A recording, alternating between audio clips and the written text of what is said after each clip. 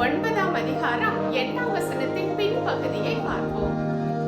தேவன் உங்களிடத்தில் சகலவித கிருபையையும் பெருகச் செய்ய வல்லவராய் இருக்கிறார்.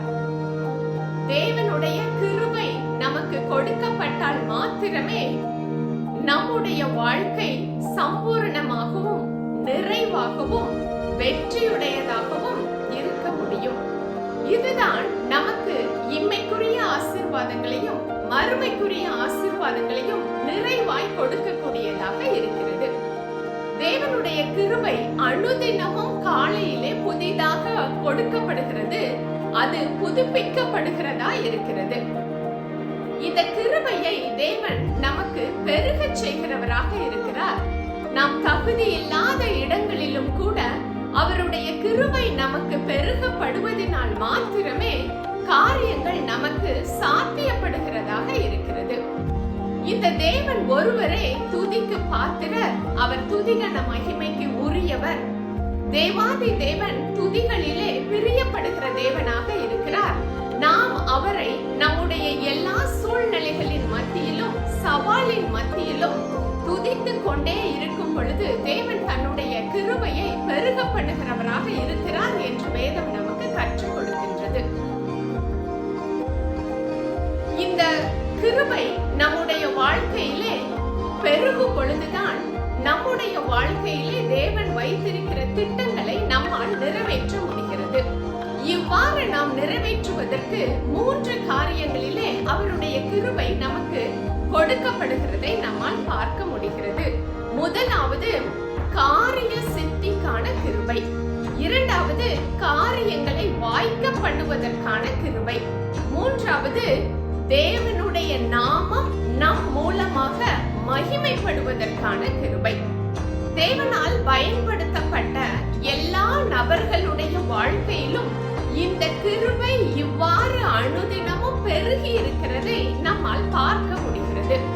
நாம் வேதாகமத்தில் இருந்து தாவீதை இன்று நமக்கு எடுத்துக்காட்டாக பார்க்கலாம். கோலியாத்தை சந்தித்தது தேவன் கொடுத்த காரிய சித்திக்கான கிருபை.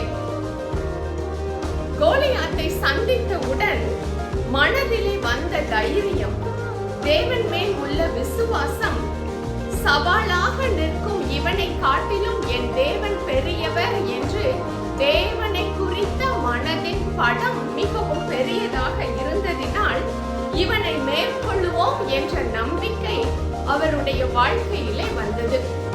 சிங்கத்தை மேற்கொண்டோம், கரண்டியை மேற்கொண்டோம். இந்த பெலிஸ்தியன் நமக்கு தேவனாலே சாதிக்க முடியும் என்ற நம்பிக்கை தாவீதுக்கு கொடுக்கப்பட்டது. காரிய சித்தி உடைய கிருபை. நம்முடைய வாழ்க்கையிலும் தேவன் சவாலான சூழ்நிலைகளை மேற்கொள்வதற்கும் மனித சந்திப்புகளை ஏற்படுத்துவதும் நமக்கு கொடுக்கின்ற காரிய சித்திக்கான கிருபை.